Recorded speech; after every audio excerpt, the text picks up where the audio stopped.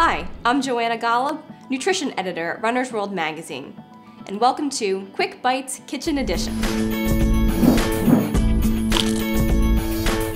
Runner's World is hosting our very own half marathon in our backyard, Bethlehem, Pennsylvania. The race is on Sunday, October 21st, but we're also hosting a 5K and 10K the day before. If you're crazy enough, and let's face it, plenty of runners are, you can sign up to run all 3 races. The question is, how do you fuel up for multiple races in one weekend? Here are a few tips to keep in mind. Many runners make the mistake of carbing up only the night before their race.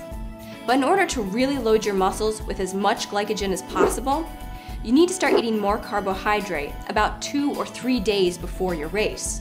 At that point, you can start eating more pasta, rice, bread, or bagels. 95% of your diet should come from carbohydrates. You want to avoid eating too much fiber, fat, or protein, all of which take longer to digest and could upset your stomach during the race. The night before the 5 and 10K, you want to have a high-carb dinner, but eat on the early side and keep it relatively light so that you have plenty of time to digest.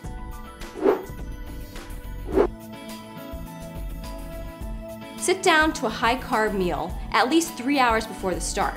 Since the 5K kicks off at 8:30, that means eating at about 5:30. If you were planning to sleep later than that, try getting up to eat and then go back to bed. The 5 and 10K start only an hour apart, which isn't enough time to eat anything. Instead, just have some sports drink, which will help you rehydrate and provide some carbohydrate to burn during the next race. About 30 to 60 minutes after finishing the 10K, make sure to sit down to a full meal that contains both carbohydrate and protein, which will help your muscles recover for the race the next day. Finally, throughout the day, continue to have a high-carb lunch and a high-carb dinner, and the next morning, make sure to eat breakfast before the half marathon.